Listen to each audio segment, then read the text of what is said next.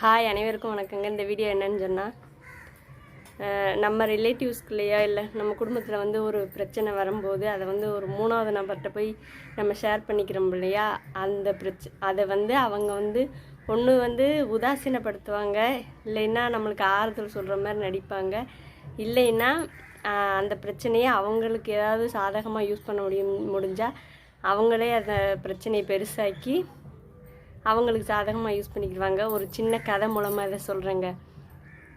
ஒரு husband and ஒய்ஃபுக்கு வந்து ஒரு 7-8 இயர்ஸாக குழந்தை இல்லாமல் இருந்திருக்கு. அப்போ வந்து அதுக்கடுத்து 8 வருஷம் கழித்து ஒரு அழகான ஆண் குழந்தையை பெற்றெடுத்திருக்காங்க. பெற்றெடுத்ததுக்கப்புறம் அந்த 2 பேருக்கு என்ன பிரச்சனைன்னு சொன்னால், எங்கப்பா பேர் வைக்கணும் அப்படின்னு அந்த பொண்ணு சண்டை போட்டிருக்கு. அவர் வந்து எங்கப்பா பேர் வைக்கணும் அப்படி சொல்லிட்டு அவரும் சண்டை போட்டிருக்காரு. இப்படியே 3 மாதமாக அவங்க 2 பேருக்குள்ளேயும் சண்டை வந்துக்கிட்டே இருக்குது. பேர் வைக்கல கடைசி வரை. இந்த பொண்ணோட அப்பா பேர் சிவசாமி, அந்த பையனோட அப்பா பேர் வந்து கிருஷ்ணசாமி.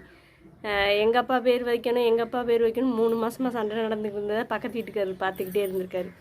ஒரு நாள் உங்களுக்குள்ளே என்ன பிரச்சனை இருங்க, உங்கள் அப்பா பேர் வைக்கணும் உங்கள் அப்பா பேர் வைக்கணும் நான் வைக்கிறேன் அப்படி சொல்லிட்டு அவர் என்ன செஞ்சுருக்காரு, சிவராமகிருஷ்ணன் அப்படின்னு பையனுக்கு பேர் வைங்க, பிரச்சனை முடிஞ்சு போய். நைட்டு 2 பேருக்கும் என்ன டவுட்டுனா, சிவசாமிக்கு சிவ வருது, கிருஷ்ணசாமிக்கு கிருஷ்ண வருது, அந்த இடையில இருக்க இந்த ராமன் யார் அப்படின்னு சொல்லிட்டு 2 பேருக்கும் டவுட்டு. அப்போ காலையிலே போய் கதவை தட்டி, இந்த பேரில் வர்ற ராமர் யார் அப்படின்னு கேட்டிருக்காங்க.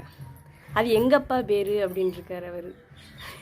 இதிலேருந்து என்ன புரியுதுன்னு சொன்னால், அந்த 3வது நபர்கிட்ட நம்ம போய் நம்ம பிரச்சனையை ஷேர் பண்ணிக்கிற போது அவர் பேரே அப்பா பேரை அவர் வச்ச மாதிரி சில பேர் அந்த காலத்து ஆண்கள் எப்படின்னு தெரில, இப்போ உள்ள ஆண்கள் என்ன செய்கிறாங்கன்னு சொன்னால், ஒய்ஃபு பேசினாலோ இல்லை ஃபேமிலியில் பிரச்சனைனாலோ இன்னொருத்தன் ஒய்ஃப்கிட்ட போய் தன் கவலையெல்லாம் கொட்டி அந்த அந்த பொண்ணுகிட்ட போய் ஆறுதல் தெரிவிக்கிறாங்க. இது உண்மையாக என்னன்னு சொல்லிட்டு கண்டிப்பாக எனக்கு கமெண்டில் சொல்லுங்கள். சில பெண்கள் அப்படி தான் ஆண்களுக்கு ஆறுதல் சொல்கிறேங்கிற பேரில் அவங்க குடும்பத்தையே அழிச்சிடுறாங்க.